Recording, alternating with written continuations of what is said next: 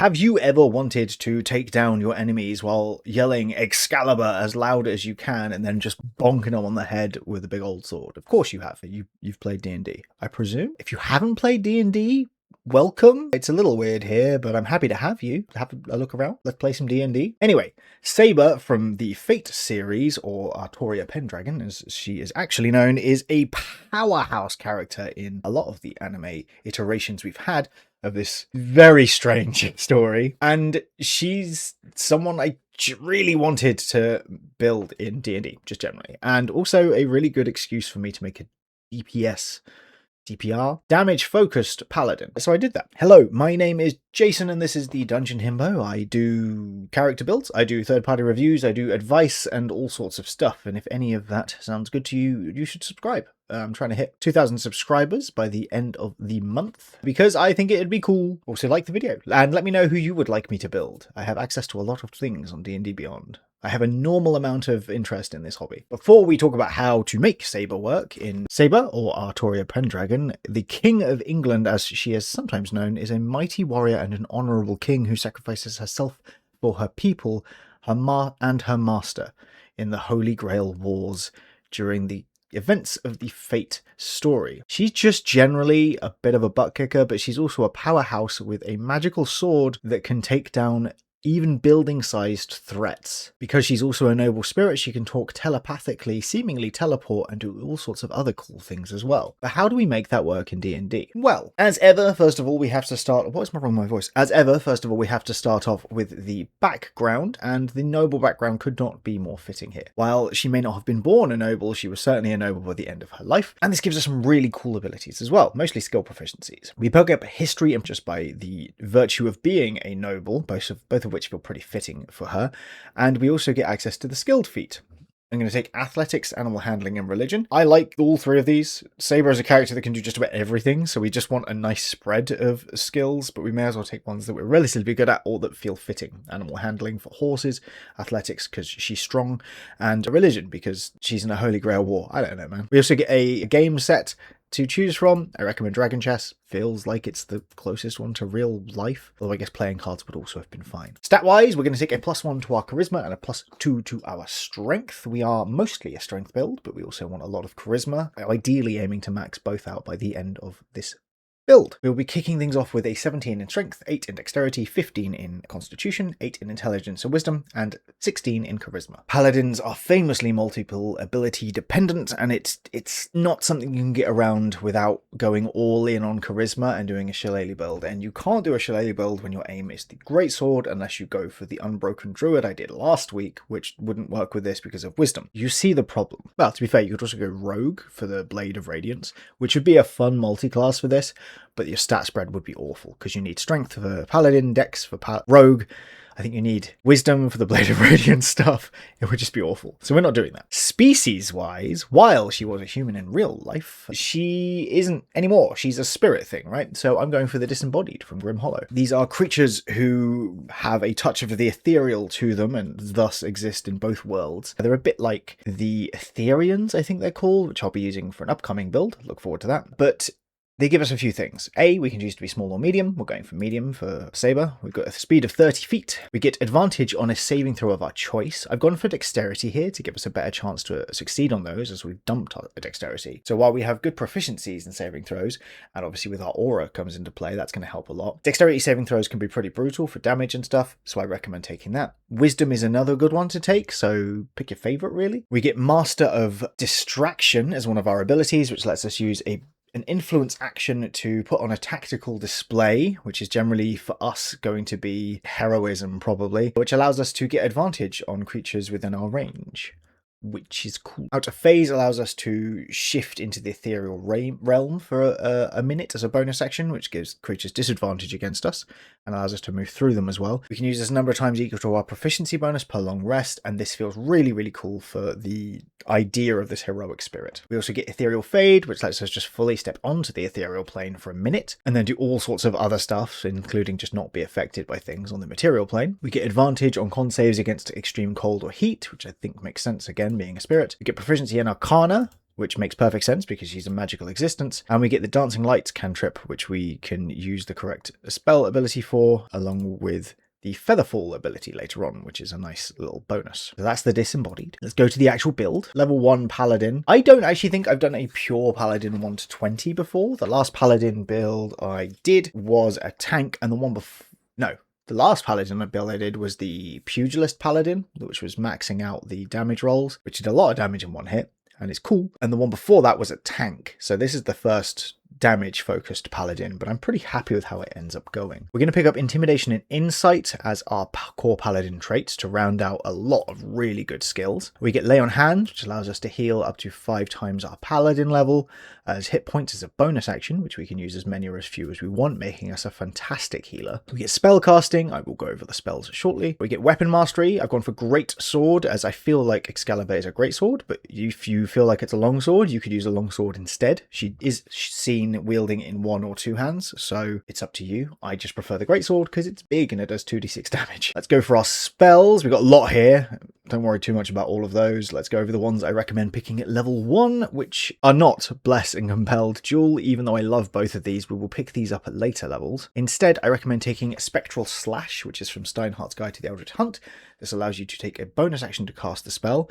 You make a melee attack against a creature within 20 feet of you, which takes 1d8 damage of your weapon's type, and then you can spend your action to move 20 feet and take the attack action against it. This doesn't give you extra attacks, this just gives you a bit more mobility basically, and again, I feel like it really fits with the whole vibe we're going for here of a heroic spirit made flesh. I also recommend taking Divine Favor because it lets us take a bonus action to give our weapon attacks 1d4 radiant damage, and it's not even concentration. Technically, you can stack this with some of the other damage boosting stuff we're doing later, but then you're doing extra bonus actions. The setup rounds have to be limited at some point, right? Level 2, we get Paladin's Smite, which gives us a free Divine Smite per long rest. We'll be obviously using Divine Smite to do some damage. We also get an extra first level spell. I'm going to go with Bless to potentially give us a better chance to hit. Hits up a concentration, but also makes it easier for other people to hit things too and save on things. And I want to talk about fighting styles quickly. As you can see here, I've gone for the defense fighting style for a boost to our AC. We're not using a shield. We're not going to be using a shield, so it's a nice one to have. There are arguments for protection and interception here for sure. I didn't take great weapon fighting because it's deeply disappointing. It leads to a poxy increase in damage, and I don't like it. The one that would be best for damage is the Savagery one from the Northlands books, which allows us to take a -2 penalty to our AC in order to add our proficiency bonus to every hit. It's really, really powerful, but it's also one that doesn't fit with the flavour of Saber at all. She's not an aggressive fighter, she fights when she needs to fight, so I didn't think that would work. Dueling is also an option if you are using the longsword and you want to stick to using it in one hand, as it gives you a little bit of a damage bump too. Level 3, I'm going to take the Freya's Grace spell, which is here. This allows you to take a reaction when we fail a saving throw in order to reroll it as a charisma saving throw, irrelevant of the type. Just a nice way to give us a better chance of succeeding on problematic spells like Hold Person and so on. We also get our Paladin subclass, and I'm going to go for the Oath of the Hearth. So this is for those who swear to protect their community. They embrace the warmth of the sun and they kind of embody it too. While Saber's attacks are very clearly radiant, I think fire is a good way to kind of complement that, and it's a fun subclass I've not used. It's from the Griffin's Saddlebag books. I think it's from book 1, which came to be on 2nd because nothing has to make sense, and it gives us a few other cool things. We get some spells. We get Burning Hands and Find Familiar. The Familiar is going to be huge and can give us advantage on our first attack. Flavor-wise, I think an Owl fits King Arthur quite well, but you can take your favourite. We should get Aid and Continual Flame at level 5, Beacon of Hope and Daylight at level 9, Fire Shield and Guardian of Faith at level 13, and then Flame Strike and Telepathic Bond at 17. All of these are good. We also get the Burning Weapon ability. This allows us to, as we take the attack action, expend a use of our Channel Divinity to ignite a melee weapon we're holding. We're going to go for the Greatsword, obviously. For 10 minutes or until you use the feature again, you deal fire damage, extra fire damage equal to your Charisma modifier, which is only 3 as it stands, but we will be building on that. You do this extra damage every time you hit, and you can choose to also deal fire or normal damage. It also makes the weapon emit a bright light in 20 feet and dim light for 20 feet more than that, which is really perfect for what Saber does with her weapon. Also not bad for our damage, if we're being honest. Level 4, we're going to take the Compelled Duel spell in order to make it harder for enemies to ignore us. It fits the honor vibe that King Arthur has, and Great Weapon Master, because unlike Great Weapon Fighting, Great Weapon Master is a fantastic feat which allows us to, if we hit a creature with a weapon with a heavy property as part of the attack action, we can cause the weapon to deal extra damage to the target equal to a proficiency bonus. Also, if we do crit with a melee weapon or reduce a creature to 0 hit points, we can make another attack with the same weapon as a bonus action. Our bonus action is mostly going to be used on smites and other spells, because instead of just saying you can smite once per turn, wizards decide to make it a bonus action pain in the butt, but it's there if you want the option. Next is level 5, and I want to highlight one of the spells we're going to be using from the entire build, which is Magic Weapon. This is a bonus action to cast, and it lasts for an hour. I do think there are plenty of ways to make sure you use this before a fight begins, just as you think a fight is going to begin. This gives a +1 to our bone attack and damage rolls, which makes us a lot more accurate, and adds a little bit of damage as well, obviously. We also get extra attack, which lets us attack extra, and Faithful Steed, which I'm not using for this build especially, but it's super handy to have. For our general damage here, I am going to assume we have Magic Weaponed before combat. We are using Divine Favor on our first turn, and then our second turn is where I'm doing our actual damage check-in. Spectral Slash is a great way to get around if you need to move more than you have access to, but so is the Steed on that front. And again, we've got advantage because of a familiar as well. On our first attack is what I'm assuming. We have an incredibly good chance to hit against creatures with an AC of 15. In fact, we have a 90% chance to hit, about 10% of which is a chance to crit. So it's good going. One of the best, actually, from builds I've done. And it allows us to deal 43.18 damage on that third round, and we can keep that up at a relatively steady pace. It'll go down a little bit as we run out of spell slots, but not as much as you'd think. Speaking of the spell slots that fuel the Paladin Smite, my members and Patreon members are the spell slots to my smites, with Smite being these really stupid segments in the videos. Please don't stop paying money because you don't like this segment. Patrons and YouTube members get a special little area of the Discord, and when I have time in the coming months, we'll get first looks at various other things I'm planning on giving to people as a benefit. You also get a little area where I tend to talk about videos I haven't done and a few other things as well. If any of that sounds good, feel free to support. Also feel free not to support, but do subscribe. Thank you. Level 6, we get Aura of Protection. It gives us a 10-foot aura, which gives our allies and ourselves bonus to our saving throws equal to our Charisma modifier, which is great. Another good reason to go all in on Charisma. And at level 7, we get Aura of Warmth and another second level spell. I recommend Prayer of Healing as a short rest speed run. Aura of Warmth gives us resistance to cold and fire damage along with our allies. The cold damage isn't as big a deal, but resistance to fire damage is absolutely huge. So this is a very strong defensive feature. Level 8, I am just taking an ASI. I'm just taking Strength twice to get our Strength to 20. This is the issue I have with Paladins. They do not get extra features despite needing multiple stats, which means you have to sacrifice something at some point. In this case, it's cool feats. That being said, there's not that many feats I love on Saber, so I don't completely hate it. Focus Critical would have been nice. Obviously, Focus Critical is always nice, but it's not necessary. So we're doing okay with this. Level 9, we get Abjure Foes, which allows us to present a holy symbol or weapon and target a number of creatures equal to our Charisma modifier within 60 feet of ourselves to make them make a Wisdom save or become frightened. While frightened, they can also only move, take an action, or take a bonus action, which is great for her commanding presence. We also get 3rd level spells. We will now be swapping to Spirit Shroud as our main bonus action.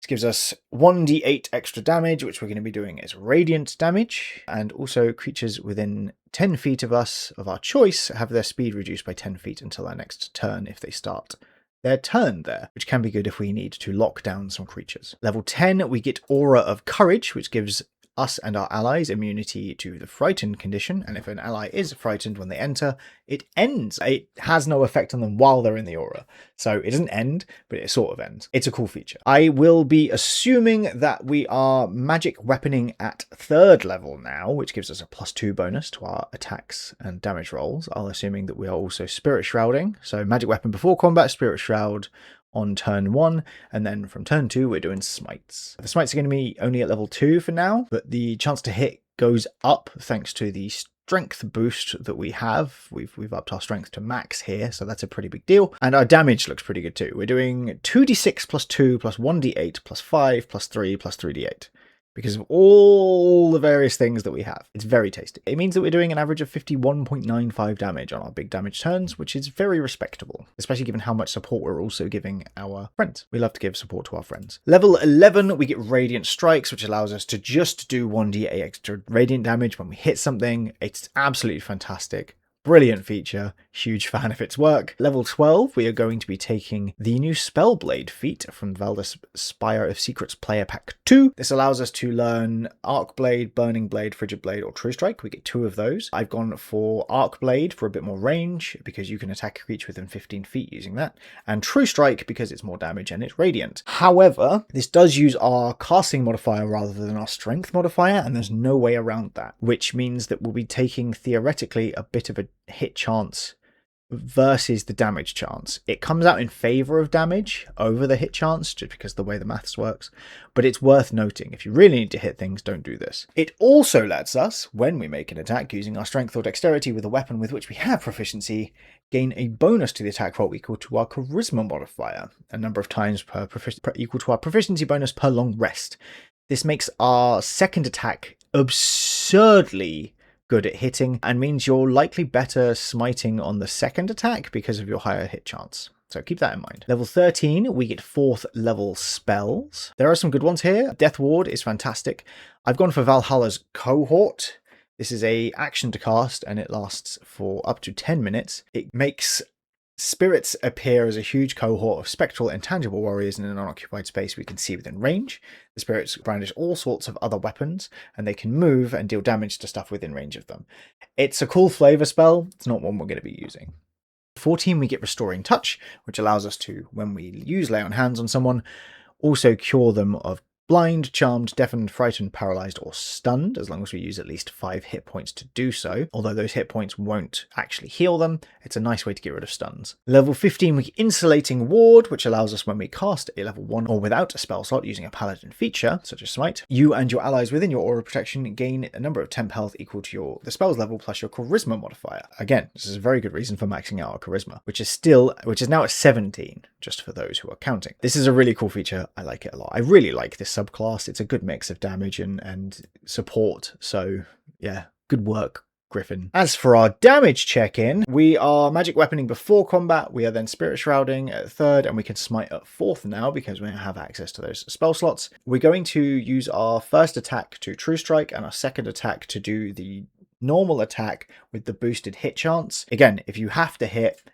you're better off using a normal attack instead of True Strike, but the extra damage here, which is 2d6 extra damage just because, is really tasty. So it works out slightly better. We're doing 73.96 damage at this point, which is really, really good. Level 16, we get another feat or ASI. I am choosing the ASI to boost our charisma to 19, as that's the only way to make sure we max it out. And at level 17, we get Telepathic Bond, which allows us to communicate with creatures telepathically, which is absolutely fantastic. And we also get Holy Weapon here. Holy Weapon is our new spell of choice because it gives our weapon a 2d8 extra damage on a hit, which is radiant as well. And our weapon of might emits even more light. This weapon is so lit. We can also end it to make an explosion, which is pretty cool as we hit. So that's our setup from now on. Level 18, we get Aura Expansion, which gives us a 30-foot aura instead of a 10-foot aura, which is incredibly powerful.